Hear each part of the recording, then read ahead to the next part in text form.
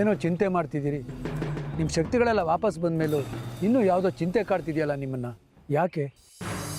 ಶಕ್ತಿಗಳೆಲ್ಲ ವಾಪಸ್ ಬಂದಿದೆ, ಆದರೆ ಅದು ಯಾವುದೋ ಒಂದು ಶಕ್ತಿ ನನ್ನ ಕಾರ್ಯಗಳಿಗೆ ಅಡ್ಡ ಬರ್ತಾ ಇದೆ. ಯಾವುದು ಅಂತ ಗೊತ್ತಾಗ್ತಿಲ್ಲ. ನಿಮಗೆ ಅಡ್ಡ ಬರೋದು ಅಂದ್ರೆ ಇನ್ಯಾರು? ಆ ಅಮ್ಮನವರೇ ಇರಬೇಕು.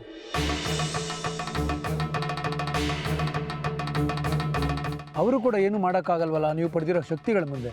ಅದಕ್ಕೆ ಅಮ್ಮನವರು ನನ್ನ ಮೇಲೆ ನೇರವಾಗಿ ದಾಳಿ ಮಾಡ್ತಾ ಇಲ್ಲ. ಇನ್ಯಾರನ್ನೋ ಮುಂದಿಟ್ಕೊಂಡು ನನ್ನನ್ನು ಕಟ್ಟು ಹಾಕಕ್ಕೆ ನೋಡ್ತಾ ಇದ್ದಾಳೆ. ಅದು ಯಾರು ಅಂತ ಪತ್ತೆ ಹಚ್ಚಲೇಬೇಕು. ಅಂಜನ ಹಾಕಿ ಕಪ್ಪಚ್ಚಿ ನೋಡಿದ್ರೆ ಗೊತ್ತಾಗೋಗುತ್ತಲ್ಲ, ನಾನು ನೋಡ್ಲಾ?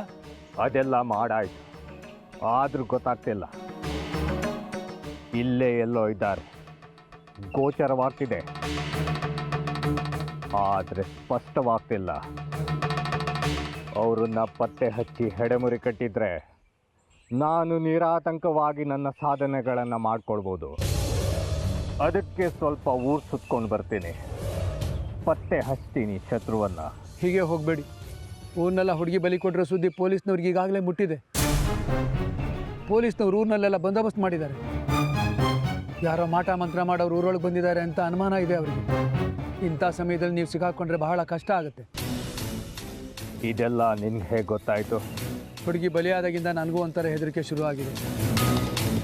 ಊರಲ್ಲಿ ಏನೇನು ನಡೀತಿದೆ, ನಮ್ಮ ಬಗ್ಗೆ ಯಾರಿಗಾರು ಸುಳಿವು ಸಿಕ್ಕಿದೆಯಾ ಅಂತ ತಿಳ್ಕೊಳ್ಳೋದಕ್ಕೆ ಚುರುಮುರಿ ಮಾರೋ ಒಂಥರ, ತರಕಾರಿ ಮಾರೋ ಒಂಥರ ವೇಷ ಬದಲಾಯಿಸ್ಕೊಂಡು ಸುತ್ತೀನಿ.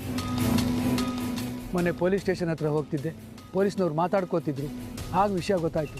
ನನಗೆ ಅಡ್ಡಗಟ್ಟಿರೋ ಶಕ್ತಿ ಯಾವುದು ಅಂತ ನಾನು ಕಂಡುಹಿಡಿಯಲೇಬೇಕು. ದಿನೇ ದಿನೇ ಅದ್ರ ಕಾಟ ಜಾಸ್ತಿ ಆಗ್ತಾ ಇದೆ.